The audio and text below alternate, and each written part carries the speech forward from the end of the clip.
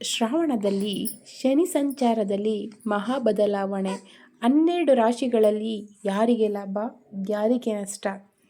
ಶ್ರಾವಣ ಮಾಸ 2026 ಪವಿತ್ರ ಶ್ರಾವಣ ಮಾಸದಲ್ಲಿ ಶನಿದೇವರು ಹಿಮ್ಮುಖ ಚಲನೆ ಮಾಡುತ್ತಿರುವುದು ಎಲ್ಲ 12 ರಾಶಿಗಳ ಮೇಲೂ ವಿಭಿನ್ನ ಪರಿಣಾಮ ಬೀರಲಿದೆ.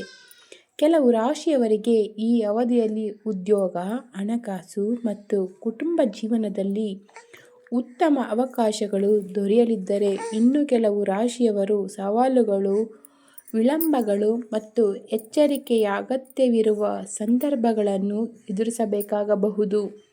ಹಾಗಾದರೆ ಶನಿಯ ಈ ಹಿಮ್ಮುಖ ಚಲನೆ ನಿಮ್ಮ ರಾಶಿಯ ಮೇಲೆ ಯಾವ ರೀತಿಯ ಪರಿಣಾಮ ಬೀರಲಿದೆ ಎಂಬುದನ್ನು 12 ರಾಶಿಗಳ ಮಾಸ ಭವಿಷ್ಯದ ಮೂಲಕ ತಿಳಿಯೋಣ.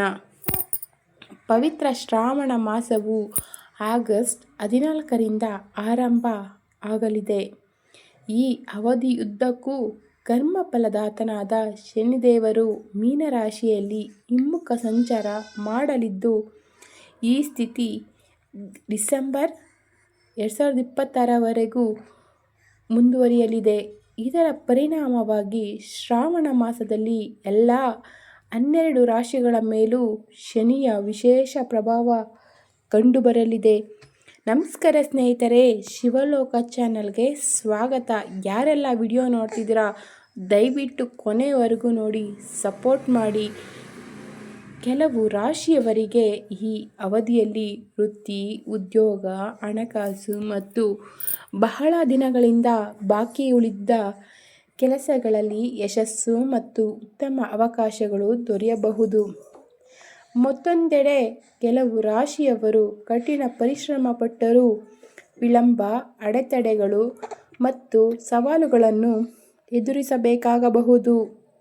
ಹಾಗಾದರೆ ಶ್ರಾವಣ ಮಾಸದಲ್ಲಿ ಶನಿಯ ಹಿಮ್ಮುಖ ಸಂಚಾರವು ನಿಮ್ಮ ರಾಶಿಯ ಮೇಲೆ ಯಾವ ರೀತಿಯ ಪರಿಣಾಮ ಬೀರುತ್ತದೆ ಎಂಬುದನ್ನು ತಿಳಿಯೋಣ. ತಿಳಿಯೋದಕ್ಕೂ ಮುಂಚೆ ಯಾರೆಲ್ಲ ವಿಡಿಯೋ ನೋಡ್ತೀರಾ ದಯವಿಟ್ಟು ಬೇಗ ಸಬ್ಸ್ಕ್ರೈಬ್ ಮಾಡಿ ಸಪೋರ್ಟ್ ಮಾಡಿ. ಮೊದಲನೇದಾಗಿ ಮೇಷರಾಶಿ. ಶ್ರಾವಣ ಮಾಸವು ಮೇಷರಾಶಿಯವರಿಗೆ ಶುಭ ಫಲಗಳನ್ನು ತರುವ ಸಾಧ್ಯತೆ ಇದೆ. ಉದ್ಯೋಗ ಮತ್ತು ವ್ಯವಹಾರದಲ್ಲಿ ಮಾಡಿದ ಪ್ರಯತ್ನಗಳಿಗೆ ಉತ್ತಮ ಫಲ ಸಿಗಬಹುದು. ಬಹಳ ದಿನಗಳಿಂದ ಬಾಕಿ ಉಳಿದಿದ್ದ ಕೆಲಸಗಳು ಈ ಅವಧಿಯಲ್ಲಿ ಪೂರ್ಣಗೊಳ್ಳುವ ಸಾಧ್ಯತೆ ಇದೆ.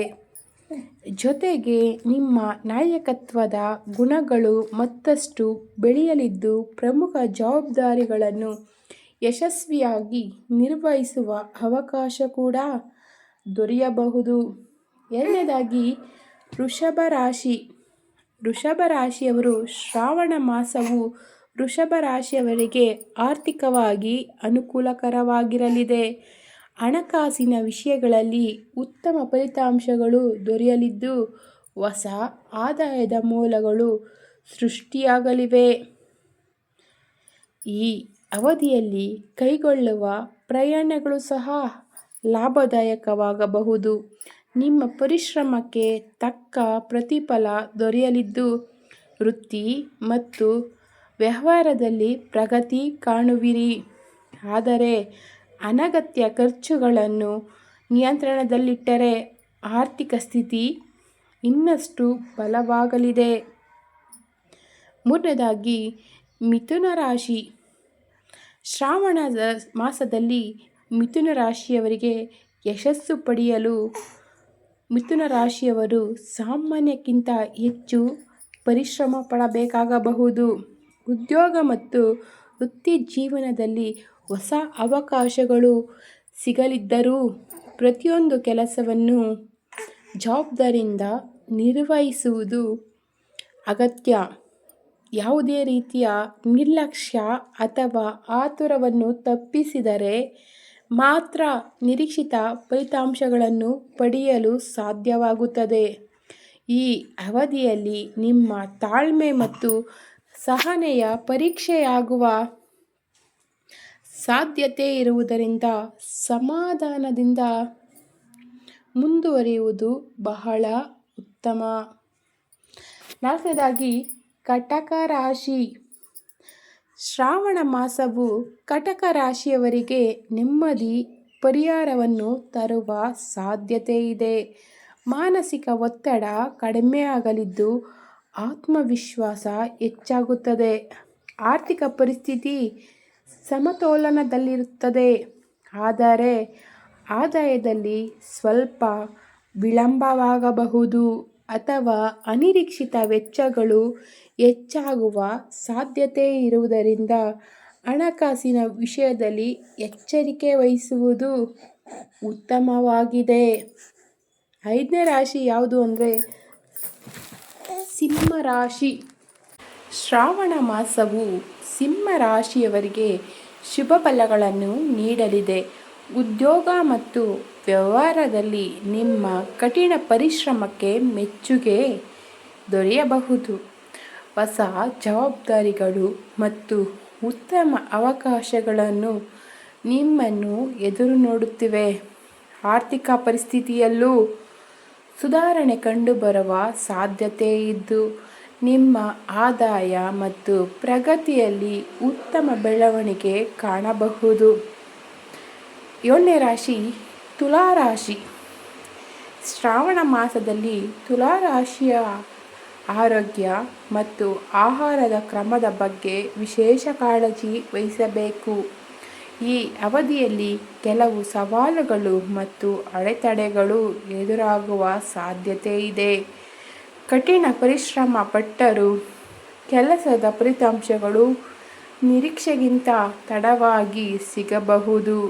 ಆದ್ದರಿಂದ ಯಾವುದೇ ವಿವಾದಗಳಿಂದ ದೂರವಿದ್ದು ತಾಳ್ಮೆಯಿಂದ ಮತ್ತು ಯೋಜಿತವಾಗಿ ನಿಮ್ಮ ಕೆಲಸದ ಮೇಲೆ ಗಮನ ಹರಿಸಿದರೆ ಉತ್ತಮ ಫಲಿತಾಂಶಗಳನ್ನು ಕೂಡ ಪಡೆಯಬಹುದು. 8ನೇ ರಾಶಿ ವೃಶ್ಚಿಕ ರಾಶಿ. ಶ್ರಾವಣ ಮಾಸವು ವೃಶ್ಚಿಕ ರಾಶಿಯವರಿಗೆ ಮಿಶ್ರ ಫಲಿತಾಂಶಗಳನ್ನು ನೀಡುವ ಸಾಧ್ಯತೆ ಇದೆ. ಕೆಲವು ಕೆಲಸಗಳು ಸುಲಭವಾಗಿ ಪೂರ್ಣಗೊಂಡರೆ ಇನ್ನು ಕೆಲವು ಕಾರ್ಯಗಳಲ್ಲಿ ಹೆಚ್ಚುವರಿ ಪರಿಶ್ರಮ ಅಗತ್ಯವಾಗಬಹುದು.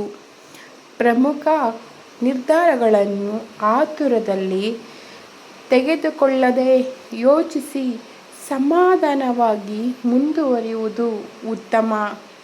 ಈ ಅವಧಿಯಲ್ಲಿ ಕುಟುಂಬ ಹಾಗೂ ಸಮಾಜದಲ್ಲಿ ನಿಮ್ಮ ಗೌರವ ಮತ್ತು ಪ್ರತಿಷ್ಠೆ ಹೆಚ್ಚಾಗುವ ಸಾಧ್ಯತೆಯೂ ಇದೆ. 9ನೇ ರಾಶಿ ಧನುಸ್ಸು ರಾಶಿ. ಶ್ರಾವಣ ಮಾಸವು ಧನುಸ್ಸು ರಾಶಿಯವರಿಗೆ ಸ್ವಲ್ಪ ಸವಾಲಿನ ಅವಧಿಯಾಗಿರಬಹುದು. ಕೆಲಸಗಳಲ್ಲಿ ಅಡೆತಡೆಗಳು ಹಾಗೂ ಯೋಜನೆಗಳಲ್ಲಿ ವಿಳಂಬ ಎದುರಾಗುವ ಸಾಧ್ಯತೆಯೂ ಇದೆ. ಅನಗತ್ಯ ಖರ್ಚುಗಳನ್ನು ನಿಯಂತ್ರಿಸಿ ಯಾವುದೇ ಪ್ರಮುಖ ನಿರ್ಧಾರವನ್ನು ಯೋಚಿಸಿ ತೆಗೆದುಕೊಳ್ಳುವುದು ಉತ್ತಮ. ಈ ಅವಧಿಯಲ್ಲಿ ಉತ್ತಮ ಹೂಡಿಕೆ ಅವಕಾಶಗಳು ದೊರೆಯಬಹುದು. ಸರಿಯಾದ ಯೋಜನೆಯೊಂದಿಗೆ ಮುಂದುವರಿದರೆ ಭವಿಷ್ಯದಲ್ಲಿ ಉತ್ತಮ ಲಾಭ ಪಡೆಯುವ ಸಾಧ್ಯತೆಯೂ ಇದೆ. 9ನೇ ರಾಶಿ ಮಕರ ರಾಶಿ. ಶ್ರಾವಣ ಮಾಸವು ಮಕರ ರಾಶಿಯವರಿಗೆ ಶುಭ ಫಲಗಳನ್ನು ನೀಡಲಿದೆ. ಉತ್ತಮ ವ್ಯವಹಾರ ಒಪ್ಪಂದಗಳು ಕೈಗೂಡಬಹುದು ಮತ್ತು ಉದ್ಯೋಗ ಅಥವಾ ವೃತ್ತಿಜೀವನದಲ್ಲಿ ಪ್ರಗತಿಗೆ ಹೊಸ ಅವಕಾಶಗಳು ದೊರೆಯಬಹುದು. ನಿಮ್ಮ ಪರಿಶ್ರಮಕ್ಕೆ ತಕ್ಕ ಪ್ರತಿಫಲ ಸಿಗಲಿದ್ದು ಆರ್ಥಿಕ ಸ್ಥಿತಿಯಲ್ಲೂ ಸುಧಾರಣೆ ಕಾಣಬಹುದು. ಕುಟುಂಬ ಸದಸ್ಯರೊಂದಿಗೆ ಉತ್ತಮ ಸಾಮರಸ್ಯ ಮತ್ತು ಸಂತೋಷದ ವಾತಾವರಣವು ಮುಂದುವರಿಯಲಿದೆ. ಕುಂಭರಾಶಿ. ಶ್ರಾವಣ ಮಾಸದಲ್ಲಿ ಕೆಲಸದ ಸ್ಥಳದಲ್ಲಿ ಯಾವುದೇ ಕೆಲಸವನ್ನು ಅರ್ಧಕ್ಕೆ ಬಿಡದೆ ಪೂರ್ಣಗೊಳಿಸುವುದು ಉತ್ತಮ. ತಾಳ್ಮೆಯಿಂದ ಕಾರ್ಯನಿರ್ವಹಿಸಿದರೆ ಉತ್ತಮ ಯಶಸ್ಸು ದೊರೆಯುತ್ತದೆ ಮತ್ತು ಹೆಚ್ಚಿನ ಫಲಿತಾಂಶಗಳನ್ನು ಈ ಸಮಯದಲ್ಲಿ ಪಡೆಯಬಹುದು. ಅನಗತ್ಯ ವಿವಾದಗಳಿಂದ ದೂರವಿರುವುದು ನಿಮಗೆ ಲಾಭದಾಯಕವಾಗಿದೆ. ಕುಟುಂಬದಲ್ಲಿ ನೆಮ್ಮದಿ, ಸಂತೋಷ ವಾತಾವರಣ ಇರಲಿದ್ದು ಮಾನಸಿಕ ಒತ್ತಡ ಕಡಿಮೆಯಾಗುತ್ತದೆ. ಹೊಸ ವ್ಯಕ್ತಿಗಳ ಪರಿಚಯವಾಗುವ ಸಾಧ್ಯತೆಯೂ ಇದ್ದು ಹೊಸ ಯೋಜನೆಗಳನ್ನು ಆರಂಭಿಸಲು ಸಹ ಅವಕಾಶಗಳು ದೊರೆಯಬಹುದು. ಕೊನೆಯದಾಗಿ ಮೀನರಾಶಿ, ಶ್ರಾವಣ ಮಾಸದಲ್ಲಿ ಜೀವನದಲ್ಲಿ ದೊಡ್ಡ ಬದಲಾವಣೆಗಳು ಕಾಣಿಸದಿದ್ದರೂ ನಿಮ್ಮ ನಿರಂತರ ಪರಿಶ್ರಮದಿಂದ ಬಾಕಿ ಉಳಿದಿರುವ ಕೆಲಸಗಳು ಪೂರ್ಣಗೊಳ್ಳಲಿವೆ.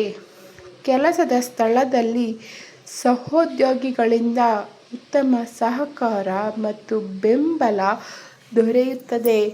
ಕುಟುಂಬ ಮತ್ತು ವೃತ್ತಿಜೀವನದ ನಡುವೆ ಸಮತೋಲನ ಕಾಯ್ದುಕೊಂಡರೆ ಹೆಚ್ಚು ಯಶಸ್ಸು ಸಿಗುತ್ತದೆ. ಈ ಅವಧಿಯಲ್ಲಿ ಮನೆ ಅಥವಾ ವೈಯಕ್ತಿಕ ಅಗತ್ಯಗಳಿಗೆ ಸಂಬಂಧಿಸಿದ ಪ್ರಮುಖ ಖರೀದಿ ಮಾಡುವ ಸಾಧ್ಯತೆಯೂ ಇದೆ.